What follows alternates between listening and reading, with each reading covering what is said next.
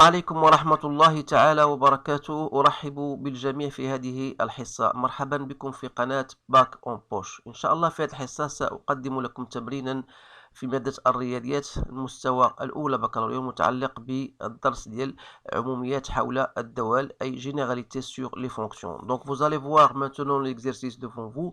Donc essayez de le lire et de prendre le temps suffisant pour le lire convenablement puis répondre aux questions posées. Donc je pense que c'est un sujet très intéressant qui comporte les différentes questions qui se posent généralement le jour de votre contrôle. Alors je vais essayer de le relire avec vous pour que tout le monde puisse bien sûr comprendre de quoi il s'agit. Donc on considère les fonctions numériques f et g telles que f de x égale à x carré moins 4x plus 5 et g de x est égal à racine de x moins 1. Donc c de f et c de g sont les courbes représentatives de la fonction f et g dans un repère orthonormé.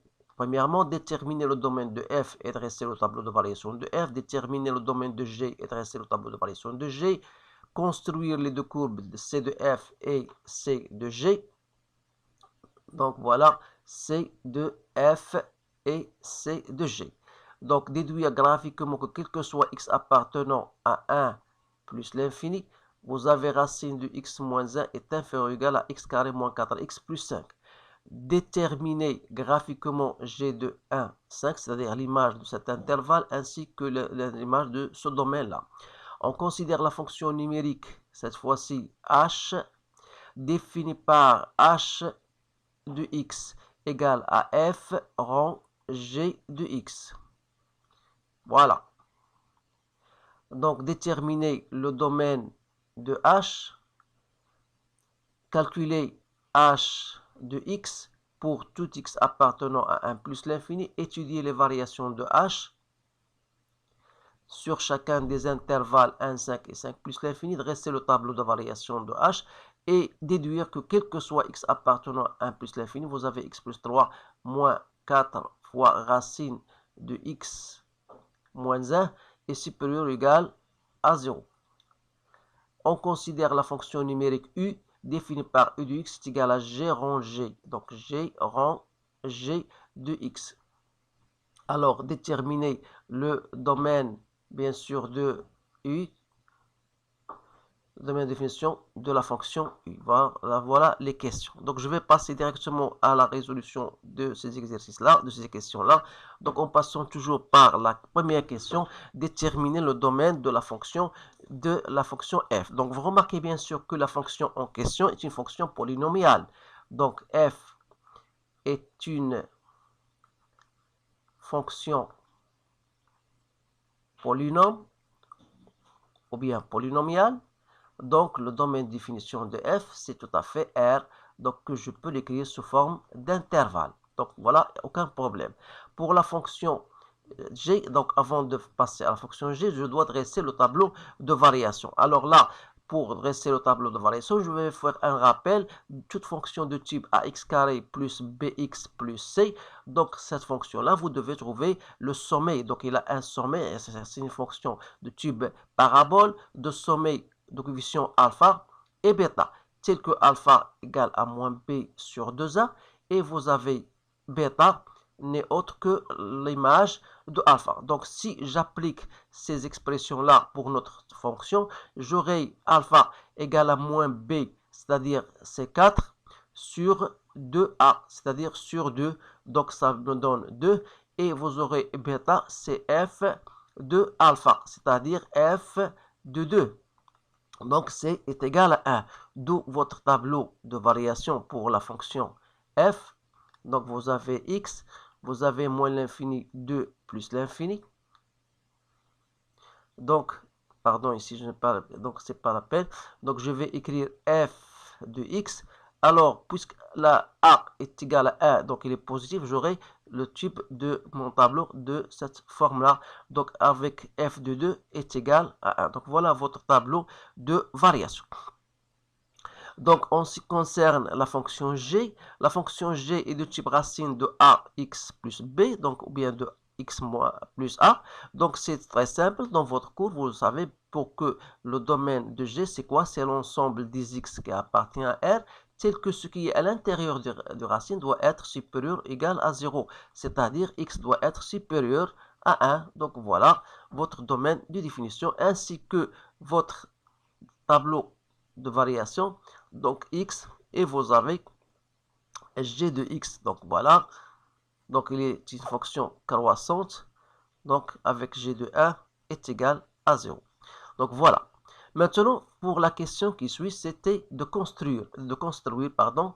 Donc voilà, j'ai déjà préparé la construction dans un repère orthonormé pour ne pas perdre assez de temps. Tout ce que je vais de vous dire, c'est comment faire une courbe, parce que la plupart des étudiants ne savent même pas tracer une courbe. Alors, pour la courbe de la fonction g, donc voilà la fonction g, elle est de type parce que g de 1 est égal à 0 et elle est croissante, donc il va monter de cette manière-là. Il suffit de prendre quelques points. Par exemple, j'ai pris f de 2 qui est égal à 1 et f de 5 est égal à 2. Alors, à partir de ces deux points-là, je peux tracer ma courbe convenablement. Alors, pour la fonction qui se forme de parabole, de la même manière, il faut d'abord savoir où se doit couper la courbe, l'axe des ordonnées, parce que si vous cherchez f de 0, c'est égal à 5.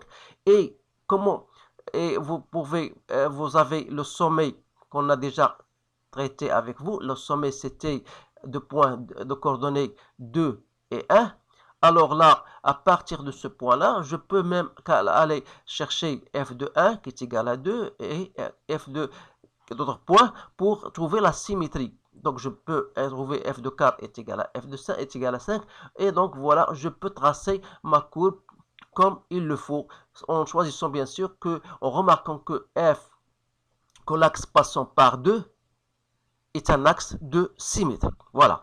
Déduire graphiquement que quel que soit x appartenant à plus 1, vous avez racine de x moins 1 et c'est inférieur ou égal. Donc ça, vous avez bien sûr, ça représente la fonction g de x. Alors ça représente quoi? La fonction f de x. Alors d'après notre cours, vous remarquez bien sûr que quel que soit x appartenant à 1 plus l'infini, donc à partir de ce point-là, 1 plus l'infini, donc on va remarquer que g de x est tout le temps inférieur à la courbe f de x, c'est-à-dire que on remarque que c de g est toujours placé au-dessous de la courbe f, ce qui prouve que, voilà, que g de x est inférieur à f de x. Autrement dit, ça veut dire que racine de x moins 1 est inférieure à x au carré moins 4x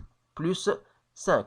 Alors, pour déterminer graphiquement g de 1, 5, vous remarquez entre 1 et 5, vous avez une fonction qui est totalement croissante avec g de 1 est égal à 1, g de 1 est égal à 0, pardon, et g de 5 est égal à 2. Donc, je vais mettre tout simplement, voilà, 0, 2.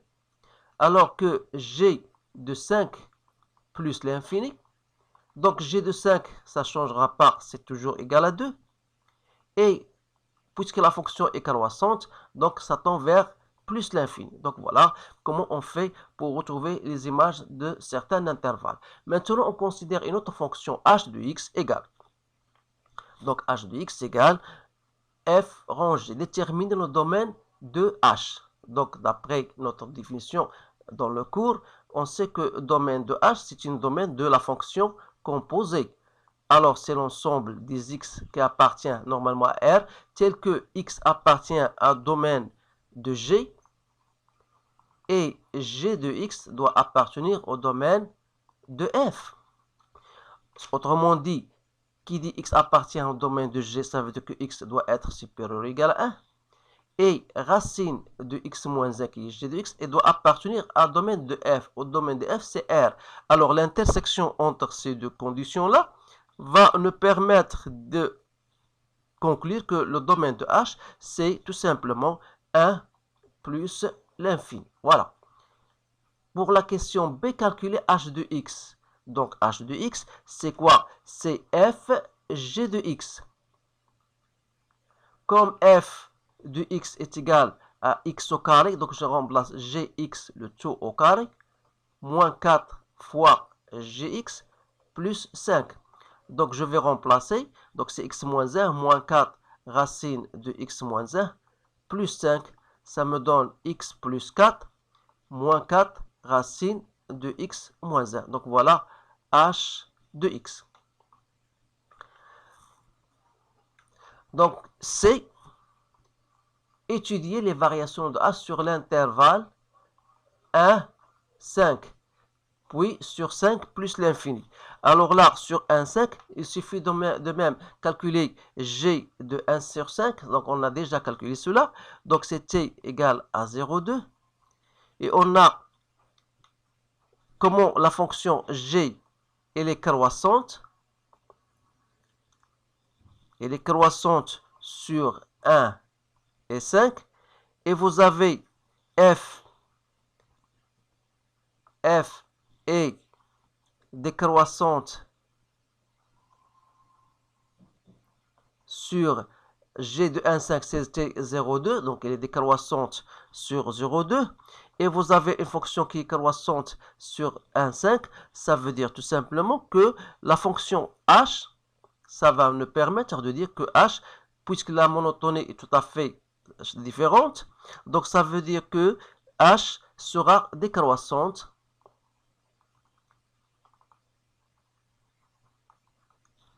sur 1,5. Et l'on est de même pour, cette fois-ci, pour 5 plus l'infini.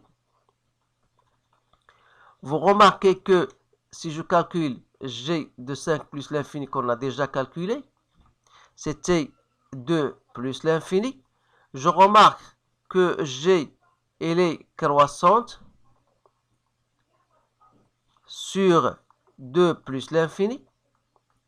Et f est aussi croissante sur 2 plus l'infini.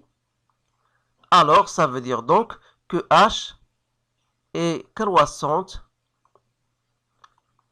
sur 5 plus l'infini. Donc voilà, j'espère que cela était bien compréhensible par tout le monde. Donc je passe maintenant à le tableau de variation de la fonction h. Donc le tableau de variation de la fonction h, voilà, sera ainsi. Voilà, vous avez x et vous avez h de x. On a étudié sur 1, 5, puis de 5 plus l'infini. Donc ici, vous avez les décroissantes, ici il est croissante. Il suffit de calculer h de 5, c'est simple. Donc h de 5 est égal à 9 moins 4 fois 2, d'après l'expression de h de x, donc est égal à 1. Voilà, donc à partir de cela, vous pouvez remarquer une chose, c'est que 1 est une valeur minimale. Qui dit une valeur minimale, ça veut dire que quel que soit x appartenant à 1 plus l'infini, vous aurez toujours h de x est supérieur ou égal à h de 5. Alors là, bien sûr, on va le mentionner dans la question qui suit.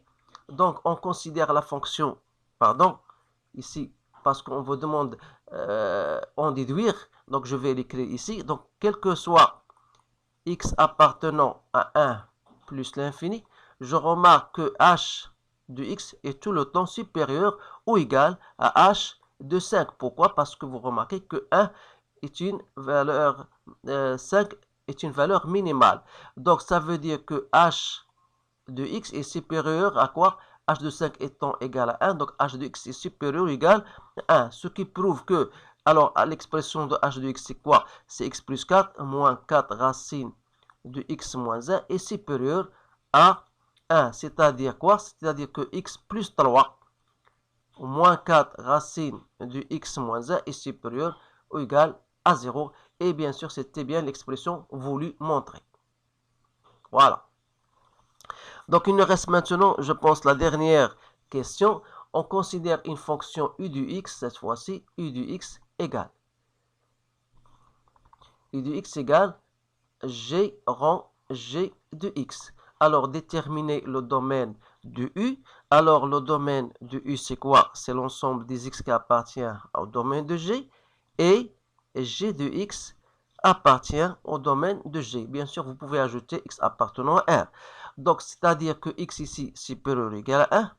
Et g de x, c'est racine de x moins 1, appartient au domaine de g. Donc, ça veut dire qu'il doit être supérieur à 1. Alors, c'est-à-dire, on va continuer toujours x supérieur à 1 et x moins 1, si je mets cela au carré, donc x moins 1, ça donne supérieur à 1. C'est-à-dire, j'aurai x supérieur à 1 et x supérieur à quoi? À 2. Donc, comment on va noter? Donc, cela, ça veut dire vous avez 1, vous avez 2. Donc, x est supérieur ou égal à 1. Donc, voilà ce domaine-là. Et x est supérieur ou égal à 2. Donc, l'intersection, c'était de partir de 2. Donc, je note le domaine de U, c'est quoi? C'est 2 plus l'infini. Voilà la question, bien sûr, de ce sujet-là. J'espère que cela vous pourra être utile le jour de votre contrôle. Alors, je vous remercie de votre attention. Je vous souhaite une bonne chance et je vous dis à bientôt.